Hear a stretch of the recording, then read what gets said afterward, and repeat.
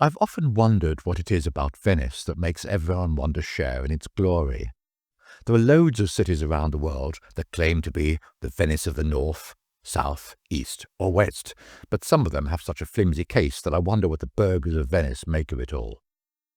Wikipedia lists 7 Venice of the Norths, though my favourite, Amsterdam, has more canals and bridges than the Italian city, while Hamburg has more bridges than both of them combined. As for Venice of the East, Wiki lists 20 in all, of which 5 are in China. Do you think they vie with one another for the real title? One that is listed that appears to have almost nothing in common with that great Italian city is Wuzhen, though I have to say it's gorgeous in the extreme despite that. Wuzhen is located 16 kilometers north of the city of Tongshan, 120 kilometers west of Shanghai, and 90 kilometers north of Hangzhou. Its 1,300-year history, with its ancient lanes, centuries-old stone houses, and arched bridges, make it one of China's top ancient water towns south of the Yangtze River. It's undoubtedly true that the entire town is devoted to tourism, but it's still lovely despite that. Your favorite podcaster is in Wuzhen to attend an international internet conference. Some clever person in the town's planning committee must have thought that combining a state-of-the-art conference centre with a historic town was an unbeatable combination. How right he or she was.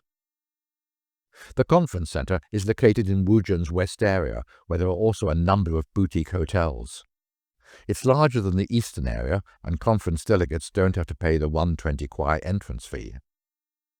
The Beijing-Hangzhou Canal, also known as the Grand Canal, is the oldest and longest canal in the world. It passes through Tianjin and the provinces of Hebei, Shandong, Jiangsu, and Zhejiang to the city of Hangzhou and connects the Haihe, Yellow, Huaihe, Yangtze, and Qiantan rivers over a total length of 1,794 kilometers. There used to be thousands of ships on the Grand Canal, and during the Tang dynasty there were 100,000 people living in Wuzhen, and boats were their principal mode of transport. As well as the waterways, there are lovely old streets to wander through, passing centuries-old wooden houses, and taking in the scenery of arched bridges and waterside pavilions, most of which have been restored, quote, to look as they did during Wuzhen's original establishment in 872 AD, complete with litter bins and streetlights, no doubt. Mind you, you must behave yourself. Not only are you not allowed to spit here, but you can't even throw your own food and rubbish into the water. Presumably, if you give a friend your rubbish and he gives you his, then that's okay, I guess. Some of the bridges are stunning, while many of the carved doors are equally attractive. One set of those doors, by the way, leads into the Chinese Foot-Binding Culture Museum, an amazing collection of over 800 pairs of shoes designed for bound female feet, numerous pictures and associated items, all accompanied by detailed descriptions. Foot-binding was a controversial custom that existed for over 1,000 years. Chinese men, so we're led to believe, got more turned on by small feet than by a woman's breasts or legs. The beauty of a Chinese woman was judged by the size of her feet, and the standard for beauty was 3-inch feet, or 7.6 centimeter. This is said to be the best museum in the world devoted to the 3-inch lotus, a euphemism for the bound foot.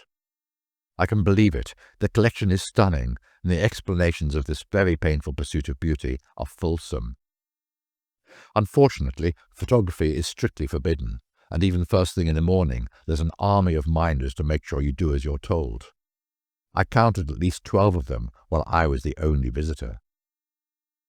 Outside again, and everywhere, there's a view that just begs to be photographed. Early morning sees a few intrepid delegates from the conference taking their constitutional. Many of the buildings have decorations to attract the passing tourists in order to sell them something inside. Though autumn has well and truly turned to winter in Beijing, with the first snow already arrived, here the autumn fall is only just starting. It is, after all, 25 degrees warmer here than in the northern capital. One of the biggest disappointments of the entire town is the privately owned Wuzhen Art Museum, which opened in November 2015. 5 permanent galleries are dedicated to Wuzhen's work, displaying ephemera, his writing and his art, though I have to say I really didn't like any of his art one little bit. There are no explanations given in English, unlike the rest of the attractions in Wuzhen. This is designed for Chinese visitors only. And maybe it's more a measure of my lack of artistic appreciation. But frankly, I couldn't get out of the place fast enough.